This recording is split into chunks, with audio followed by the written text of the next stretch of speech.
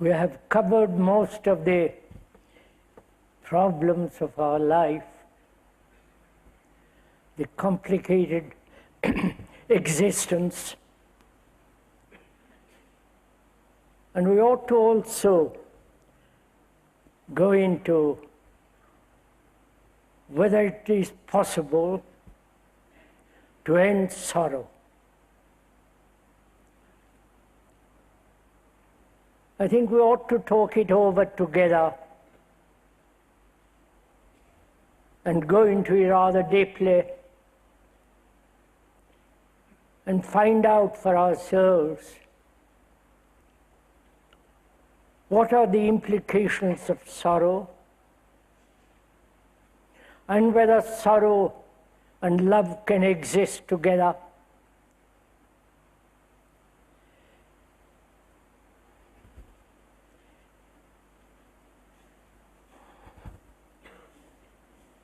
And what is our relationship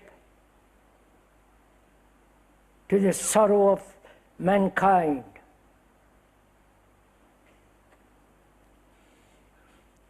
Not only our own personal, daily grief, hurt, pain, and sorrow that comes with death. And also, as we are pointing out the other day, mankind has suffered thousands of wars. Wars that seems to have no end. We have left to the politicians all over the world to bring about peace. And what they are doing, if you have followed them, will never bring peace. They're all preparing for war. When you prepare, you are going to have some kind of blow up, whether in the Middle East, here in the West or far West or in Asia. And we human beings never have been able to live in peace with each other. We talk about it a great deal. The religions have talked about peace. Peace on earth and goodwill and so on.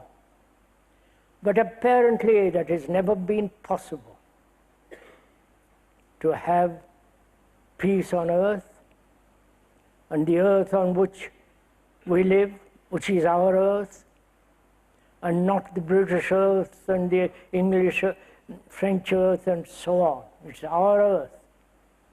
And apparently we have never been able to resolve the problem of killing each other. Probably we have violence in our heart.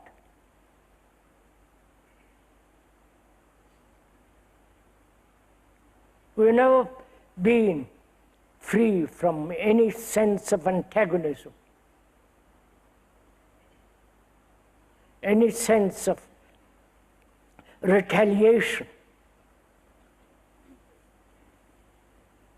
Never free from our fears, sorrows, wounds, and the pain of daily existence. Except for the very, very, very rich and the people who have position, apparently all the rest of us can never have peace, comfort, always in travail. That's part of our life, part of our daily suffering. And this suffering, without love, man has tried in many, many ways to be free from it. He has suppressed it, escaped from it, identified himself with something greater, handed himself over to some idea, some ideals, beliefs and faith and so on. But apparently, this sorrow can never end. We have become accustomed to it. We put up with it. We tolerate it. We never ask ourselves seriously, with a great sense of awareness, whether it is possible to end sorrow.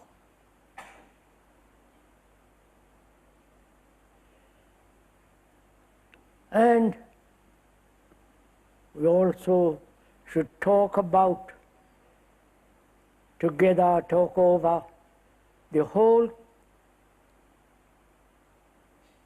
immense implications of death. Because death is part of life.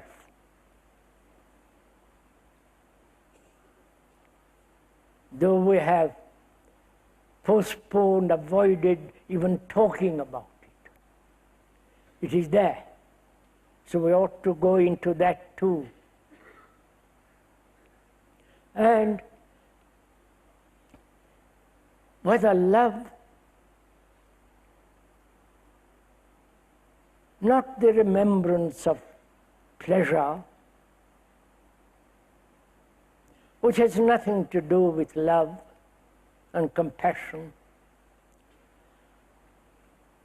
whether that love and compassion with its own peculiar, all-comprehending intelligence, whether that love can exist in our life. These are the problems or questions which we are going to talk about together this morning.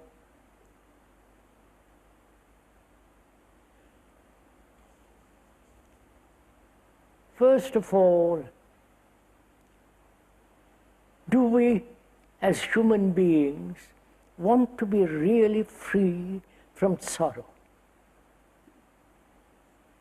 Or we have never actually gone into it, faced it, and understand all the movement of it. What are the implications involved in it? Why human beings who have so extraordinarily clever in their technological world, why sorrow has never been resolved? I think it is important to talk it over together, this question, and to find out for ourselves whether sorrow can really end.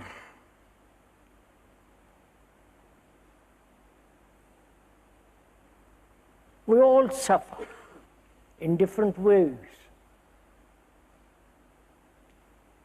There is the sorrow of death of someone. There is the sorrow of great poverty, which the East knows very well. Great sorrow of ignorance.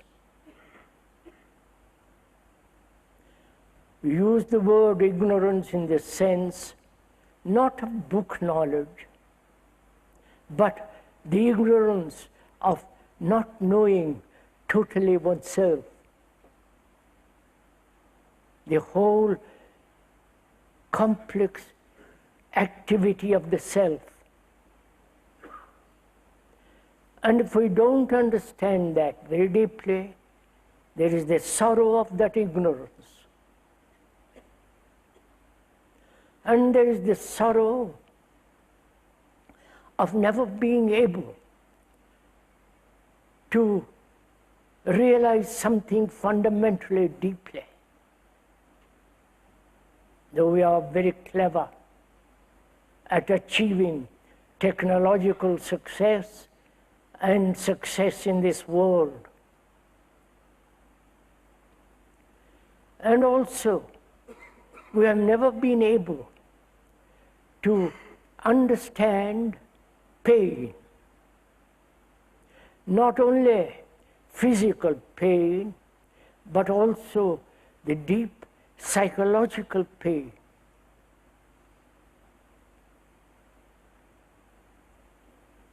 I'm sure, one is sure that one knows all these things. One is aware of all this. However, learned or not very erudite, we know all these things. That there is personal sorrow of not being beautiful outwardly or inwardly. There is the sorrow of constant struggle, conflict, from the moment we are born till we die. There is the sorrow of attachment with its fear, with its corruption. And there is the sorrow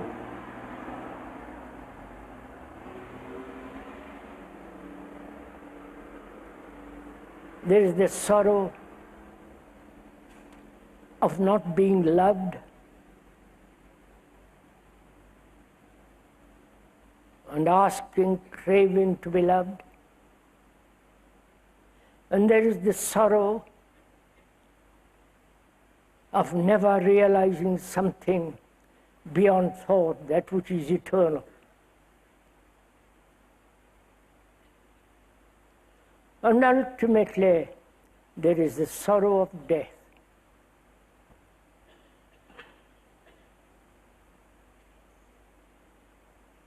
Now, we have described various forms of sorrow. And the factors of sorrow is the self-centered activity. Right? We are also concerned with ourselves,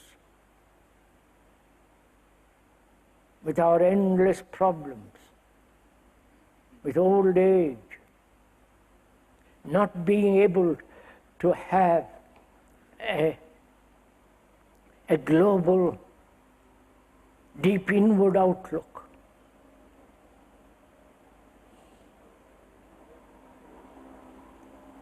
And together this morning, can we go into it, not verbally, intellectually, but actually realize the sorrow that one has had or that one is having, and the sorrow of the whole world.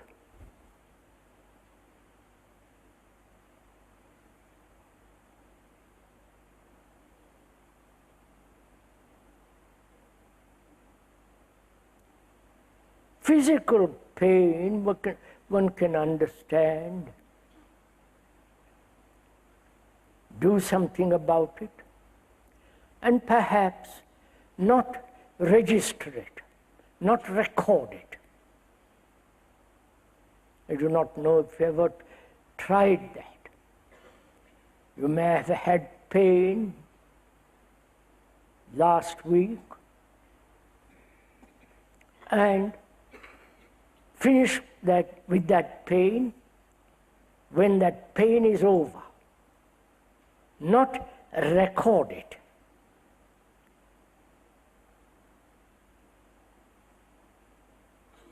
That is possible. If you go into it very carefully, it is possible to have physical pain and end it the moment it is over, not carry the remembrance of it at all. It is possible. So that pain doesn't interfere or bring about neurotic activity in our daily life. And not make that as an excuse to hurt others.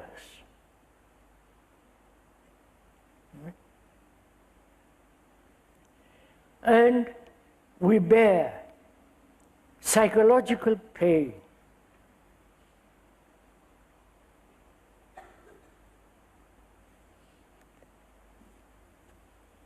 We all have, as we pointed out the other day, images of ourselves and about others. The brain is always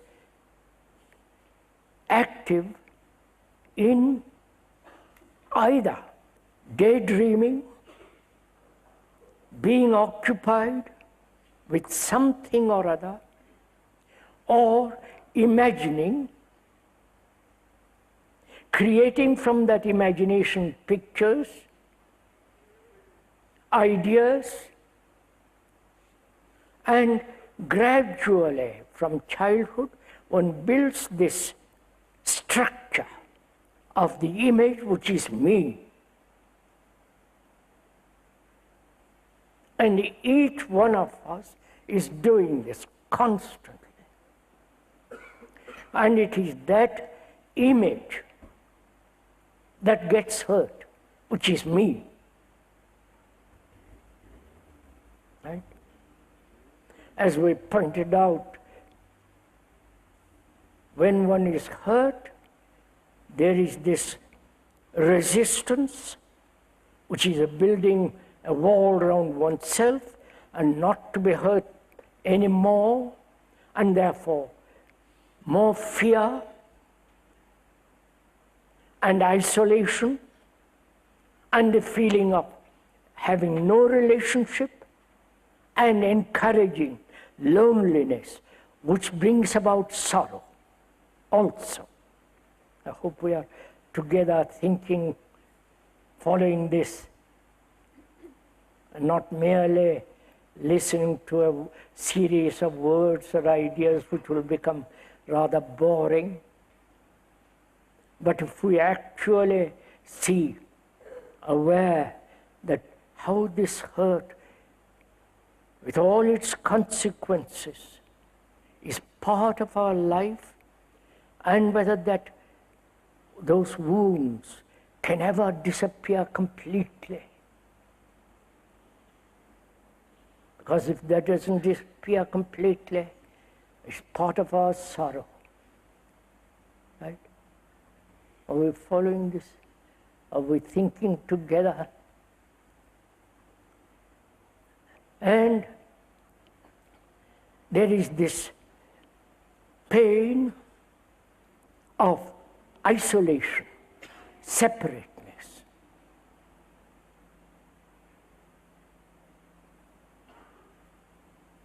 Not only as a race, as a community, as a nation, but also isolating ourselves as an individual. And all the consequences, the travail, the misery of that individual.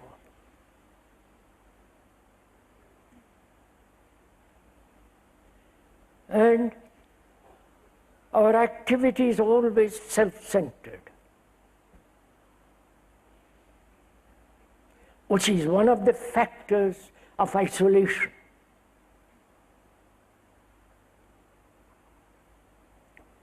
Now, the question then is, after having described the various forms of sorrow, whether we can look at it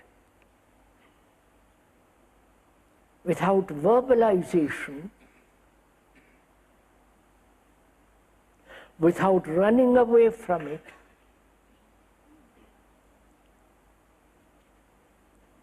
or by intellectual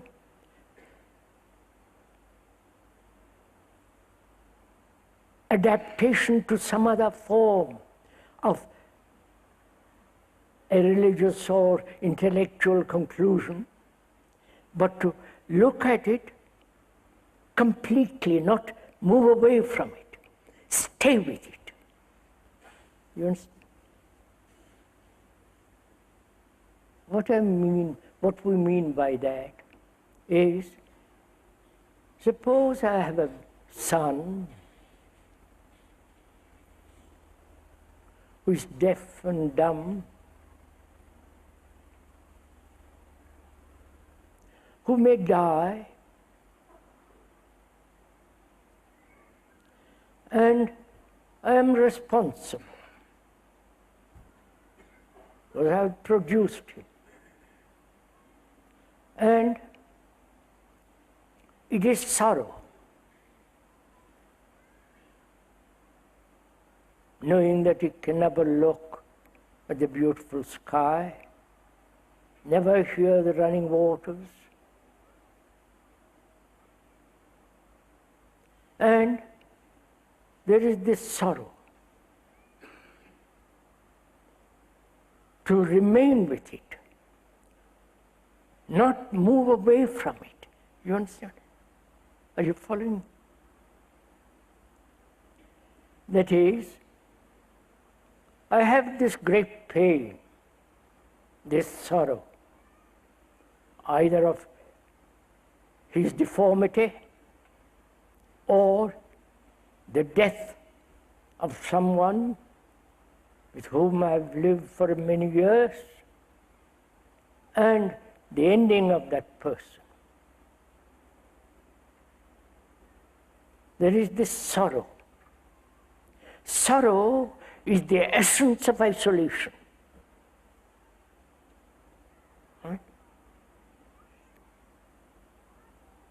I wonder if you understand that. Right? When we are totally isolated, completely alone, and that feeling is sorrow.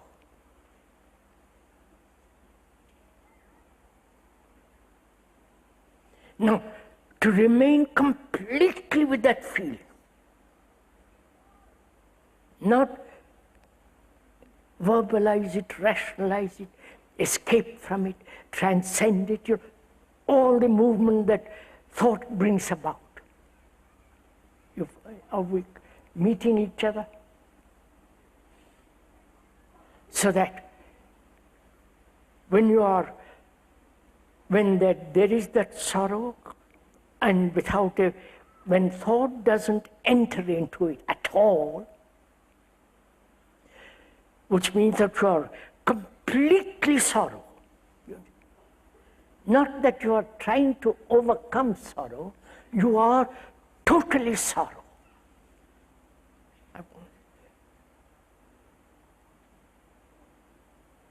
And when there is that totality of it, then there is the disappearance of it. It's only when there is fragmentation, then there is travail. You understand? Are we meeting each other?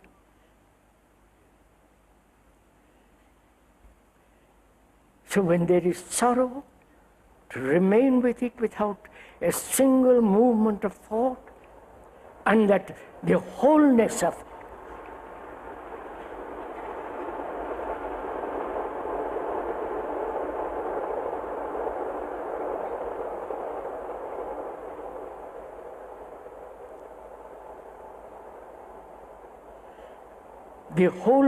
sorrow is not that I am in sorrow, I am sorrow. So there is no fragmentation involved in sorrow. So when there is that totality of that, and there is no movement away from that, then there is the withering away of it. Right? Are we together in this?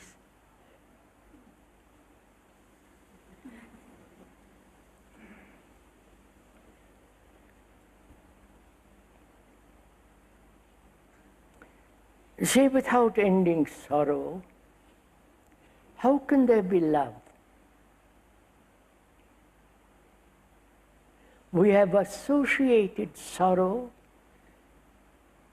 and love strangely together. I love my son, and when he dies, I'm full of sorrow. So we have associated sorrow with love. Now we are asking whether love can exist. When there is suffering, can love exist at all? Right?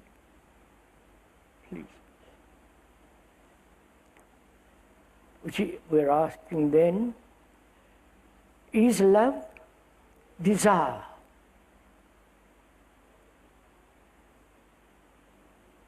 Is love pleasure? And when that desire, that pleasure is denied, there is suffering. And we say suffering as jealousy, attachment, possession and all that is part of love. That's our condition, that's how we are educated. That's a part of our great inheritance, tradition. Now we are asking, love and suffering cannot possibly go together.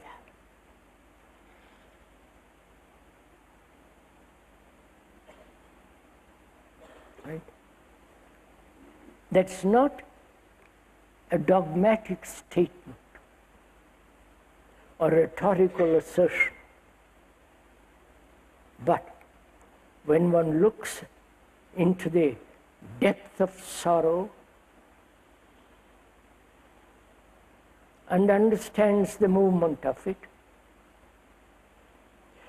in which is involved pleasure, desire, attachment, and the consequences of that attachment which brings about corruption. If we are tied to anything, it will bring corruption, inevitably.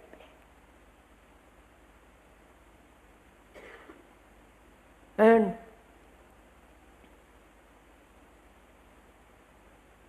when one is aware, without any choice, without any movement, aware of the whole nature of sorrow, then can love exist with sorrow? You understand? Or love is something entirely different.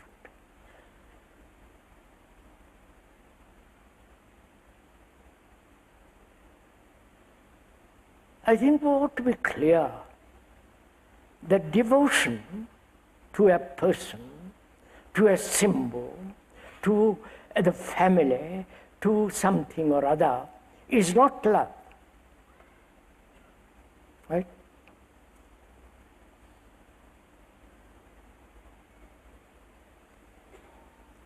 Please, is it? I'm devoted to you for various reasons. There is a motive behind that devotion. Love has no motive. Right? If there is a motive, it's not love, obviously. If you give me pleasure sexually, various forms of comfort,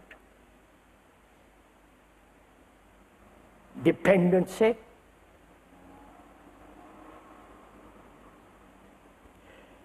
the motive is I depend on you because you give me something in return. And as we live together, I call that love. Is it? So one questions, where there is motive, can love exist?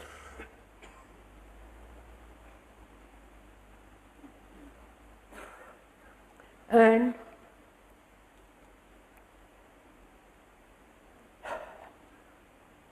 where there is ambition, whether in the physical world or in the psychological world,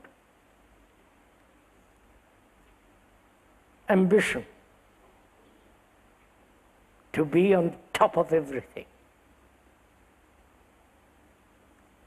to be a great success, to have power, religiously or physically. Where there is aggression, competitiveness, jealousy, can love exist? Obviously not.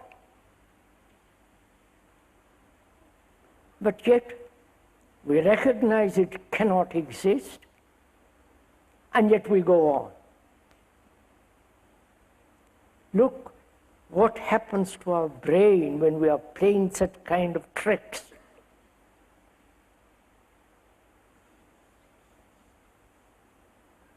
I say I love you. I have a motive behind that love. I am ambitious.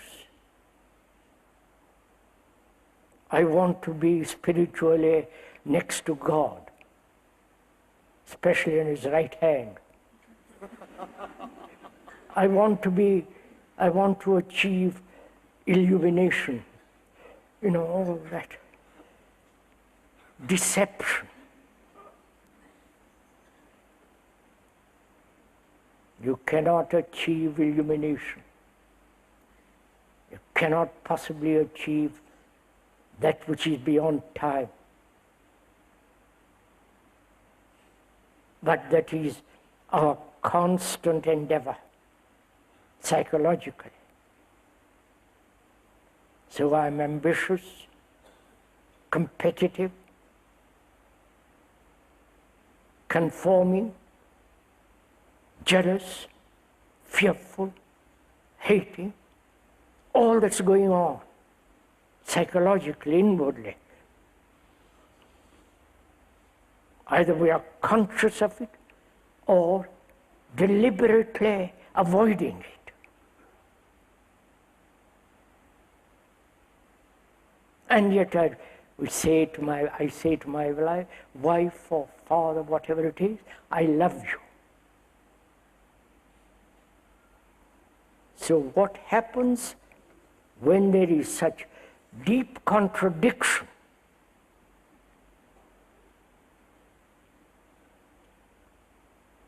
In my life, in my relationship. How can that contradiction have any sense of deep integrity. You following? And yet this is what we are doing all till we die.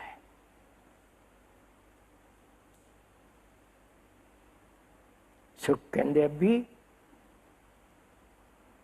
no ambition and yet live in this world?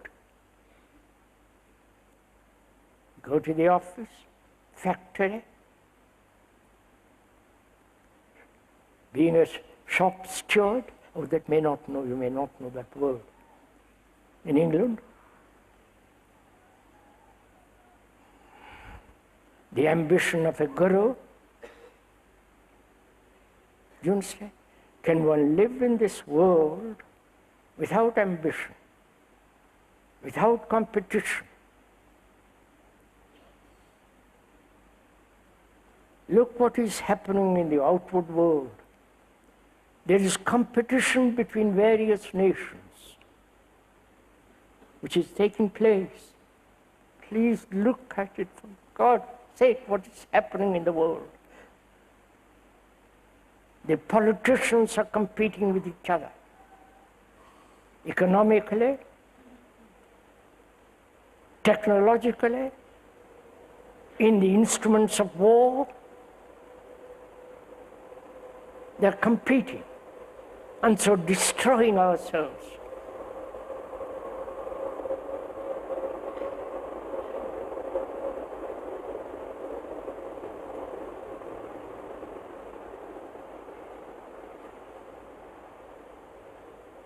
We allow this to go on because we are also inwardly competitive. And we realize the politicians are never going to solve a thing.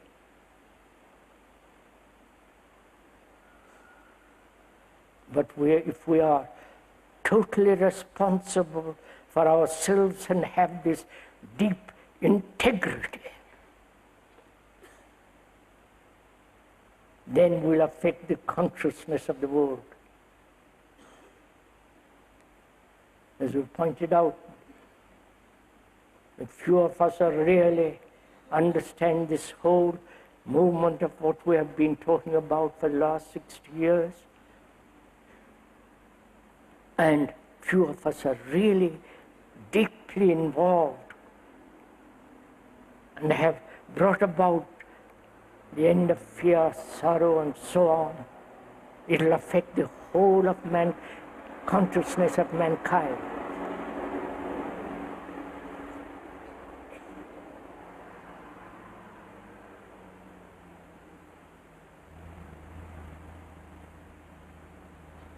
We are doubtful whether it will affect the consciousness of mankind.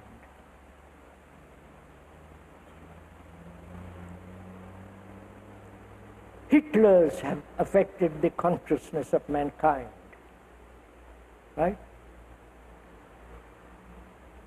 Napoleon, the Caesars,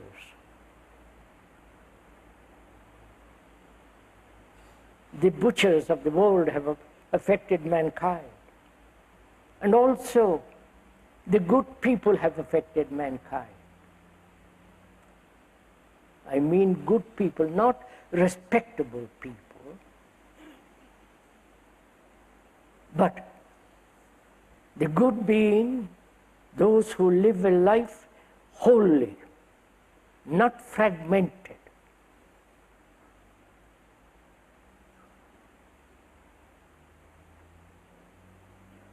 And the great teachers of the world have affected human consciousness.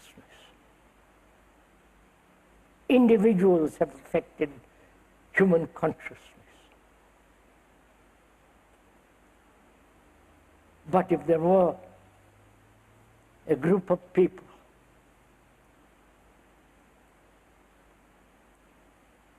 who understood all this, what we've been talking about,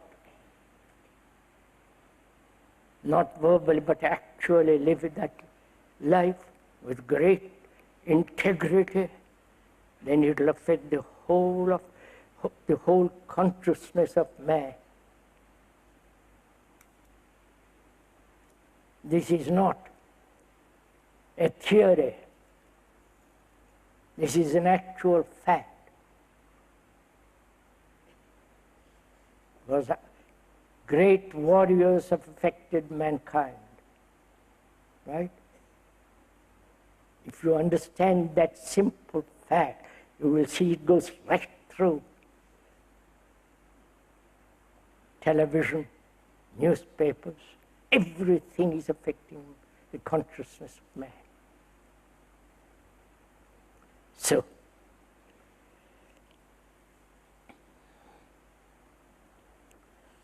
love cannot exist where there is a motive, where there is attachment, where there is ambition and competitiveness. And love is not desire and pleasure. Just feel that, see it. And also, what is the relationship between human beings when death occurs, when death takes place? Right? Let's talk about it together.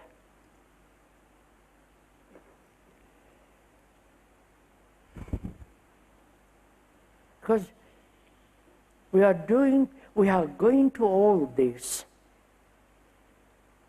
in order to bring about order in our life. Right? Order in our house, which has no order, where there is so much disorder in our life. And without establishing deep an order that is whole, integral, meditation has no meaning whatsoever. See the logic of it. Right?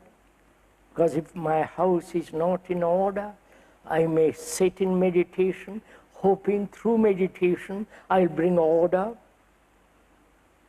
But what happens when I'm living in disorder and I meditate? I have fanciful dreams and illusions and all kinds of nonsensical results. But a sane man, intelligent, logical, must first establish order in daily life. Then we can go into the depth of meditation together. And the meaning of that meditation, the beauty of it, the greatness of the width of it, and so on. So, we have also to understand what death is.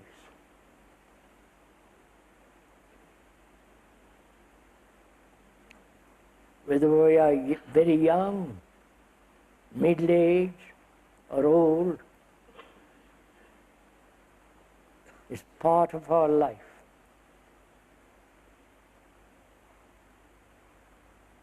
As love is part of our life, pain is part of our life, agony, suspicion, arrogance, that's part of our life. But we do not take death as part of our life. We want to postpone it,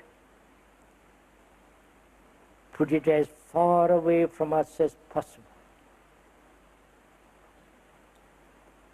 To have a time interval, space between the living and the dying.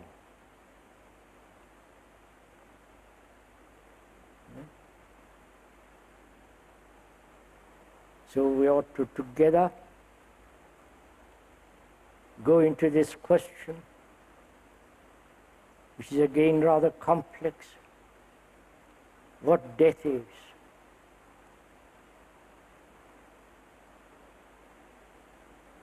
If you have observed, and I'm sure we have, all religions have somehow avoided this question.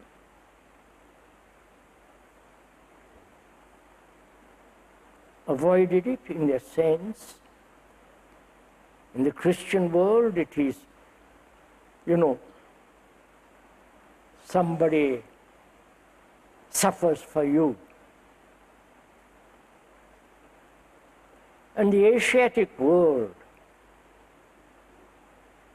there is the whole idea, you have lived in the past, you will die and be born next life. If you are going to be born next life, live rightly now. Lead a righteous life. Lead a life which doesn't hurt others, which is not cruel, and so on. But those who believe in the afterlife, in the Asiatic world, don't care a pin about leading a righteous life. It's just a belief, like all beliefs that have no substance. So, putting all that aside, the Christian concept of death and suffering, and the Asiatic conclusion about reincarnation, karma, that which you sow you will pay. As part of that Asiatic concept, putting those two aside, the Christian and the Asiatic concern or explanation or lack of confrontation with death, let us together go into it. It may be unpleasant because nobody wants to face that. You're living now healthily, having pleasure, fear, anxiety. There is the tomorrow, hope, all that. And one doesn't want to be concerned with the other thing, which is the ending of all this. So if we are intelligent, sane, rational, we have to face not only the living, the implications of the living, and the implications of dying. We must know both. That is the wholeness of life, in which there is no division.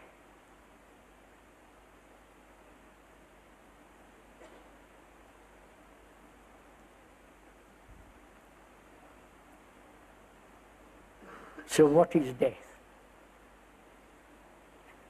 Apart from the physical ending, biological usage of an organism that has lived wrongly, drinks, drugs, overindulgence, asceticism, denial, this constant battle between the opposites, not a balanced, harmonious living, but extremes. And so the body goes through great struggle, imposed by thought. I don't know if you realize it. Thought dictates, and the body is controlled by thought. And thought being limited, as we went into it, so everything it does brings about disharmony. And we live in disharmony physically. Forcing it, controlling it, subjugating it, driving it. This is what we're all doing. Fasting, you know, North Ireland, for political or religious reasons. It's the same thing. Violence. Body can endure for many years, old age, not get senile.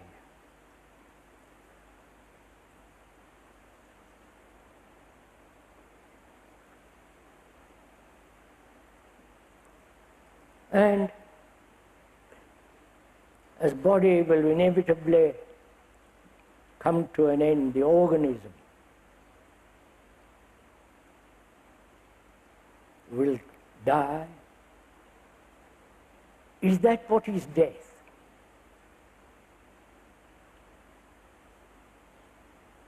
Is the organism coming to an end either through some disease, old age, accidents? It will come to an end. And is that what we are concerned about, death?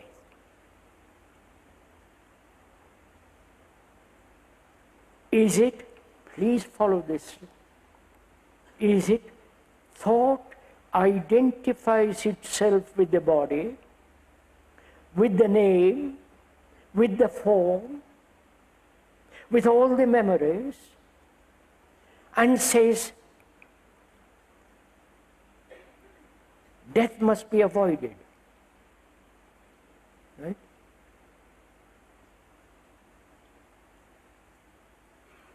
So is that what we are afraid of?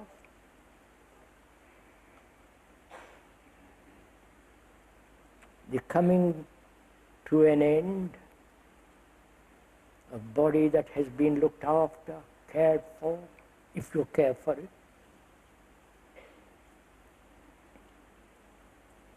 Coming to dies. I don't think we are afraid of that, especially. We are a little bit slightly anxious about it, but that is not the great importance. But what is far more important for us is to end the relationships that we have had, the pleasures that we have had, the memories, pleasant and unpleasant, the thing that we call living, right? The daily living, going to the office, factory, doing some skillful job, having a family, being attached to the family, with all the memories of that family, my son, my daughter, my wife, my husband, that unit,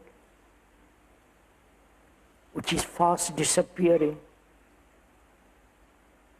But there is that feeling of being related to somebody.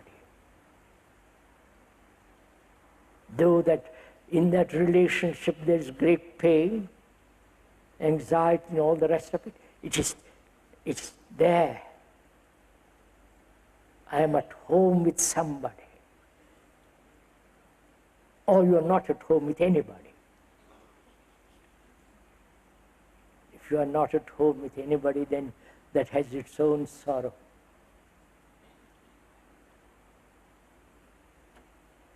So is that what we are afraid of? The ending of my relationship, my attachments, the ending of something I have known,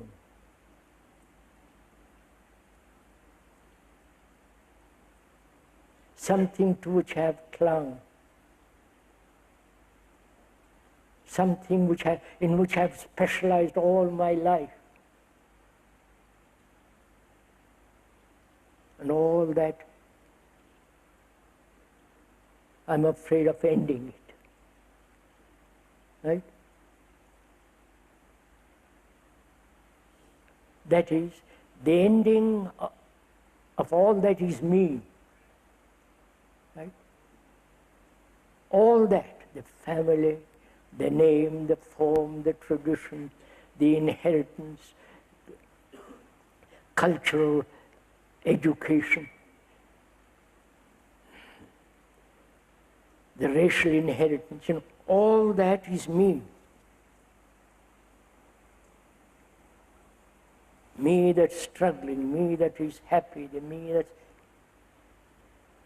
Is that what we are afraid of? The ending of me, which is all that.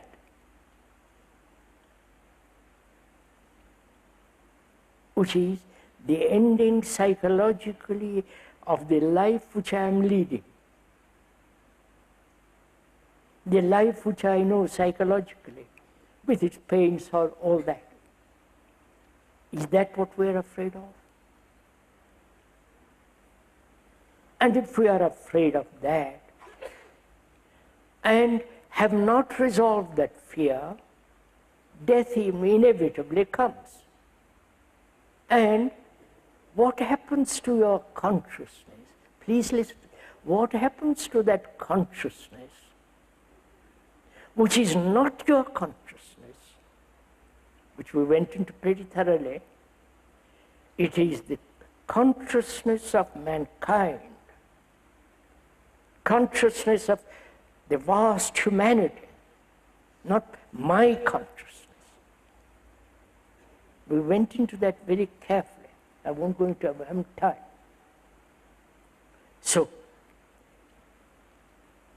please see, as long as I am afraid, as an individual with my limited consciousness, it is that I'm afraid of, right? You following this? It is that which I am scared of. And to avoid that, I go through all kinds of nonsense, Gabriel and all that stuff. And one realizes that's not a fact, right? It is not a fact that my consciousness is totally separate from everybody else, right? It's an illusion, it's an absurdity, illogical. It's unsanitary, unhealthy. It is so. Follow this carefully. I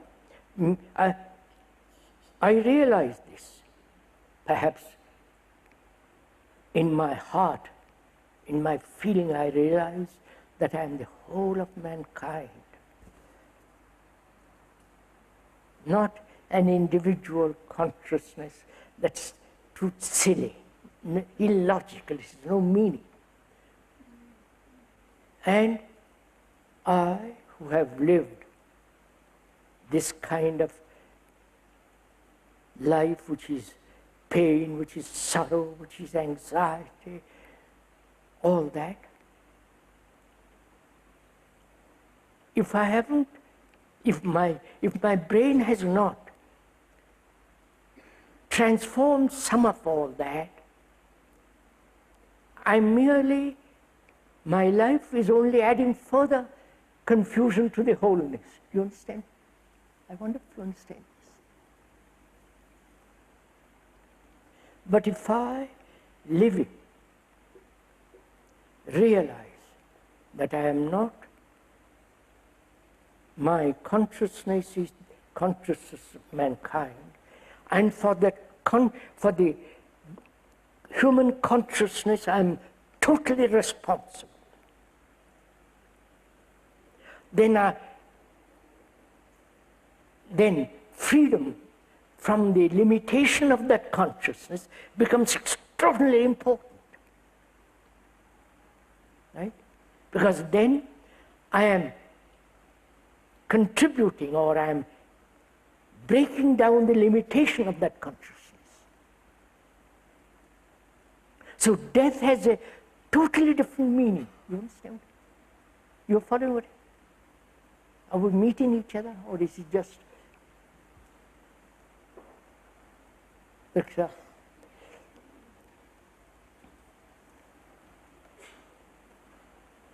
I have lived this so-called individual life, concerned about myself, my problems, and those problems never end. They are increasing. I live that kind of life. I've been brought up, educated, conditioned to that kind of life. You come along and tell me,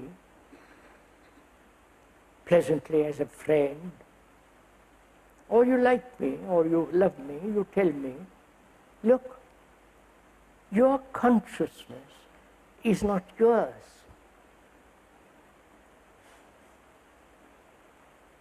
You suffer, so do the other people suffer, and so on, so on. I've gone into this. So you tell me all that. I listen to it, and it makes sense to me. I won't reject what you say, because it makes logical sense, sanity. And I see in that what you have told me, perhaps there can be peace in the world. So I say, I have listened to you, and I say to myself now, can I be free from fear? Right? Because I'm responsible totally for the whole of consciousness, right? So when I'm investigating fear and moving away from fear, I am helping the total human consciousness to lessen fear. You understand? Is this somewhat clear? Then death has a totally different meaning. Not that I'm going to sit next to God, or I'm going to heaven through some peculiar nebula. But I'm living a life which is not my particular life. I am living a life of the whole of humanity. And if I understand death, if I understand in grief, I am cleansing the whole of consciousness of mankind. You understand? That's why it's important to understand the meaning of death, and perhaps death has great significance, great relationship with love. Because where you end something, love is. When you end completely attachment, then love is. right?